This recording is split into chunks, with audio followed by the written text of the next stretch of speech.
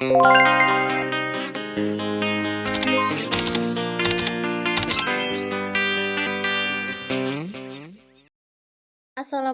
warahmatullahi wabarakatuh. Perkenalkan, nama saya Mutiara Holijah Nasution dengan NIM F1E1222184.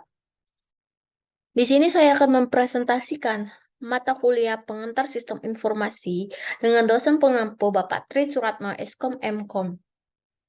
Di sini saya akan menjelaskan tentang sistem pendukung keputusan chapter 9.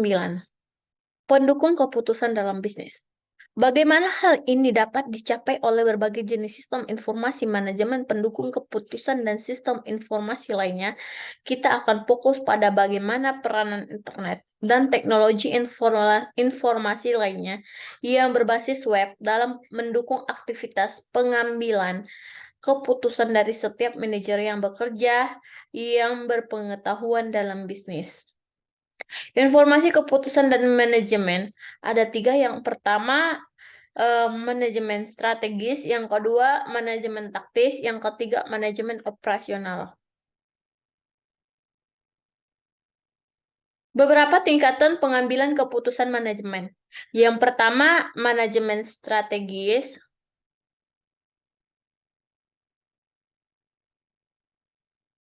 Manajemen strategis adalah proses perencanaan, pengimplementasian, dan pengawasan aktivitas organisasi dengan tujuan mencapai tujuan jangka panjang. Manajemen strategis melibatkan evaluasi sumber daya internal dan faktor-faktor eksternal yang mempengaruhi kesuksesan organisasi dalam mencapai tujuannya. Tujuan manajemen strategis adalah untuk menciptakan keunggulan kompetitif dan memastikan kelangsungan hidup organisasi di masa depan. Manajemen yang kedua yaitu manajemen taktis adalah proses perencanaan dan pengimplementasian tindakan yang bertujuan untuk mencapai tujuan jangka menengah organisasi. Tujuan manajemen taktis adalah untuk mengimplementasikan rencana dan strategis jangka panjang dengan cara yang efektif dan efisien. Yang ketiga yaitu manajemen operasional. Pengarahan dan pengawasan sumber daya organisasi untuk mencapai tujuan operasional harian dan jangka pendek organisasi. Tujuannya adalah untuk memastikan bahwa operasi sehari-hari organisasi berjalan secara efektif dan efisien. Struktur keputusan. Struktur keputusan adalah kerangka atau proses yang digunakan untuk membantu seseorang atau kelompok dalam membuat keputusan yang tepat dan berdasarkan data yang valid. Adapun struktur keputusan manajemen strategis yaitu tak terstruktur, manajemen taktis, semi struktur, manajemen operasional terstruktur. Struktur keputusan terstruktur yaitu melibatkan situasi di mana prosedur yang diikuti ketika keputusan diperlukan.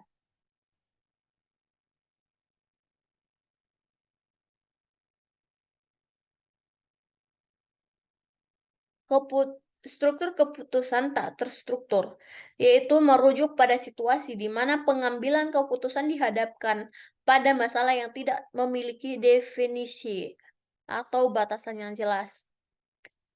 Struktur keputusan semi-struktur, yaitu keputusan semi-struktur merujuk pada situasi di mana sebagian besar informasi dan kriteria yang diperlukan untuk membuat keputusan telah didefinisikan namun masih membutuhkan beberapa pertimbangan atau interpretasi dari pengambilan keputusan. Atribut yang harus ada dalam produk informasi yang berkualitas tinggi ada tiga. Yang pertama, dimensi waktu. Yang kedua, dimensi isi. Yang ketiga, dimensi bentuk. Dimensi waktu yaitu ketetapan waktu, kekinian, frekuensi, periode waktu. Yang kedua, dimensi isi yaitu keakuratan, relevansi, kelengkapan, keringkasan, cakupan, dan kinerja. Yang ketiga, dimensi bentuk yaitu kejelasan, rinci, urutan, presentasi, media. Pendukung keputusan dalam bisnis. Tren pendukung keputusan. Tren pendukung keputusan atau Decision Support System atau DSS adalah perkembangan terbaru dalam teknologi informasi yang digunakan dalam pengambilan keputusan bisnis. Tren ini didorong oleh perluasan akses ke data dan informasi, serta kemampuan komputer untuk mengolah data dengan cepat dan akurat. Beberapa tren pendukung keputusan yang terkini antara lain yang pertama, Business Intelligence atau BI adalah proses pengumpulan, analisis, dan presentasi informasi bisnis yang penting untuk mendukung pengambilan keputusan strategis di perusahaan B. Di perusahaan. BI biasanya melibatkan penggunaan teknologi dan alat analisis data untuk memproses data bisnis dan menghasilkan wawasan yang berarti. Yang kedua yaitu Big Data Analysis. Big data analysis adalah proses pengumpulan, pemrosesan, dan analisis data yang besar dan kompleks, yang tidak dapat ditangani dengan menggunakan metode analisis data tradisional. Yang ketiga yaitu machine learning atau disingkat dengan ML. Machine learning adalah adalah teknologi komputer yang memungkinkan komputer untuk belajar dari data dan pengalaman tanpa harus secara eksplisit diprogram. Yang keempat yaitu Internet of Things atau internet dari segala hal. Istilah untuk jaringan perangkat fisik, kendaraan, dan perangkat lunak, sensor, dan lainnya yang saling terhubung, saling bertukar data, dan berkomunikasi melalui internet. Yang kelima yaitu cloud computing. Cloud computing adalah istilah untuk menyebut penggunaan jaringan internet untuk menyimpan, mengakses, dan mengelola data dan aplikasi melalui server jarak jauh. Dalam cloud computing, sumber daya IT seperti perangkat lunak, penyimpanan data, dan pemrosesan daya komputasi disediakan melalui internet yang memungkinkan akses ke sumber daya ini dari berbagai lokasi dan perangkat.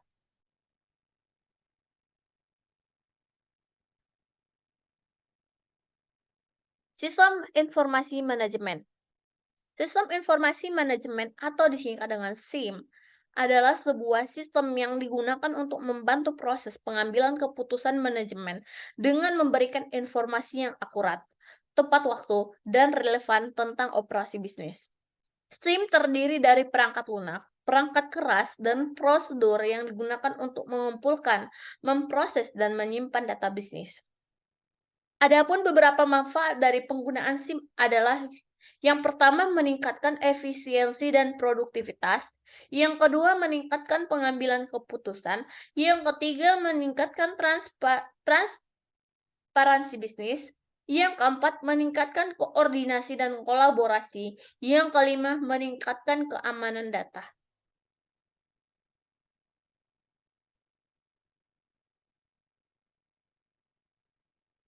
Sistem pendukung keputusan.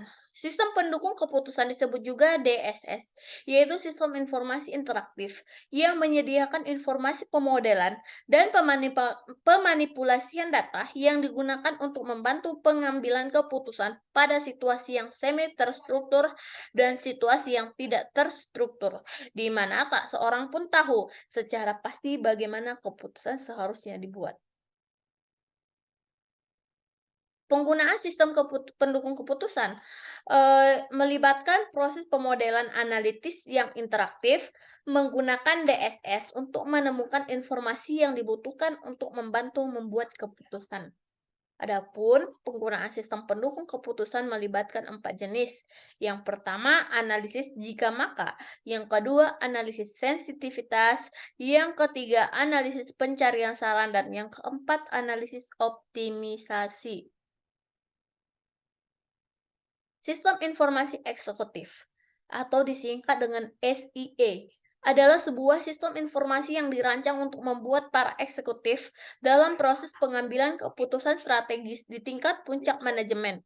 SIE menyediakan informasi bisnis yang akurat, relevan, dan mudah diakses untuk membantu eksekutif membuat keputusan yang tepat dan strategis.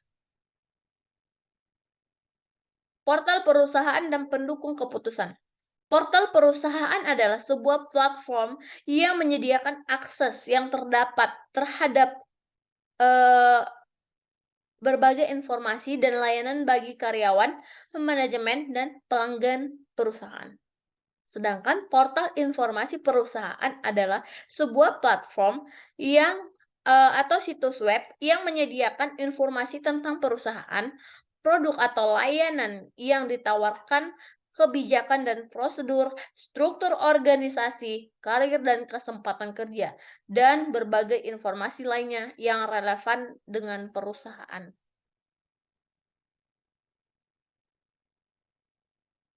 Lanjut, sistem manajemen pengetahuan. Tujuan utama dari sistem manajemen pengetahuan adalah untuk meningkatkan kinerja organisasi dengan memperoleh, mengelola, dan memanfaatkan pengetahuan yang dimiliki oleh individu atau kelompok dalam organisasi. Dengan mengembangkan sistem manajemen pengetahuan, organisasi dapat mengumpulkan, mengorganisasi, dan menyimpan informasi dan pengetahuan yang terkait dengan operasi bisnis dan kegiatan organisasi.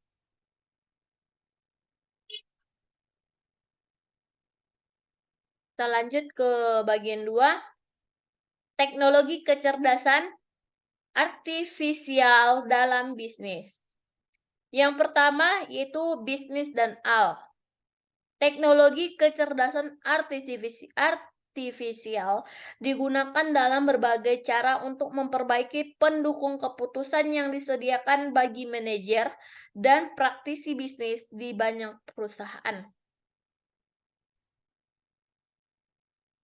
Yang kedua yaitu kecerdasan gambaran umum, kecerdasan artisial. Kecerdasan artisial adalah bidang ilmu pengetahuan dan teknologi yang didasari oleh ilmu-ilmu seperti ilmu komputer, biologi, psikologi, linguistik, matematika, dan teknik.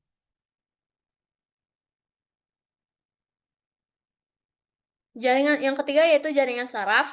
Jaringan saraf adalah sistem komputasi yang dibuat mirip dengan jaringan otak dari elemen pemrosesan yang saling berhubungan yang disebut neuron. Jadi, jaringan saraf akan mengubah kekuatan interaksi antar elemen pemrosesan dalam menanggapi pola yang berubah-ubah pada data dan hasilnya.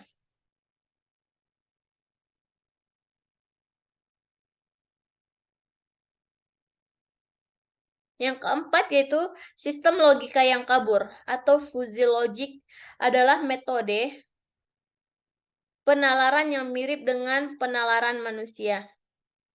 Yang kelima yaitu algoritma genetis. Algoritma genetis adalah aplikasi yang berkembang dari AL. Software algoritma genetis menggunakan teori Darwin. Algoritma genetis khususnya berguna untuk situasi di mana ribuan solusi memungkinkan dan harus dievaluasi untuk menghasilkan solusi yang optimal.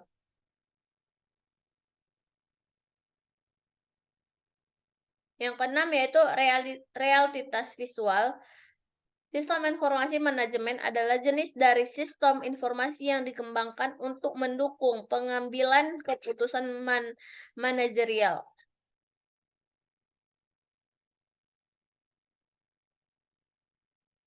Yang terakhir yaitu studi kasus yang berjudul Boehringer Ingelheim menggunakan alat berbasis web untuk analisis dan pelaporan keuangan. Boehringer Ingelheim adalah sebuah perusahaan farmasi multinasional yang berkantor pusat di Jerman. Mereka memutuskan untuk menggunakan alat berbasis web untuk membantu mereka melakukan analisis dan pelaporan keuangan dalam proyek ini. Perusahaan bekerja sama dengan sebuah perusahaan teknologi untuk membangun alat yang dapat menggabungkan data keuangan dari berbagai sumber, seperti sistem keuangan internal dan laporan publik. Boehringer Ingelheim menggunakan alat kecerdasan bisnis Cognos Power Play ini dengan cara menganalisis informasi pendapatan dan pengeluaran dengan mengubah data kolom dan baris.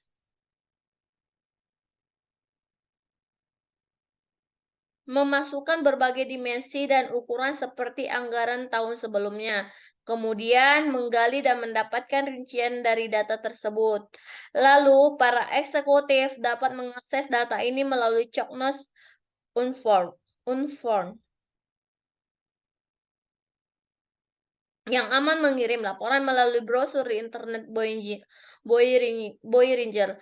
Sistem ini juga mengizinkan analisis ad hoc sehingga mendapatkan sebuah ringkasan menurut rekening pelangganan atau sebuah produk. Alat tersebut dapat memvisualisasikan data dalam format yang mudah dipahami, termasuk grafik tabel dan diagram. Dalam penggunaannya, alat ini membantu Boehringer Ingelheim menghemat waktu dan sumber daya alam melakukan analisis keuangan yang kompleks. Selain itu, alat ini juga memberikan keuntungan lain, seperti meningkatkan akurasi dan konsistensi dalam pelaporan keuangan, serta memungkinkan tim keuangan untuk mengambil keputusan yang lebih tepat, lebih tep- lebih cepat dan efektif. Dalam keseluruhan proyek ini, menunjukkan bahwa teknologi dapat menjadi alat yang sangat berguna bagi perusahaan untuk memperbaiki proses dan hasil keuangan mereka. Dengan alat yang tepat dan penggunaan yang cerdas, perusahaan dapat meningkatkan efisiensi dan efektivitas keuangan mereka.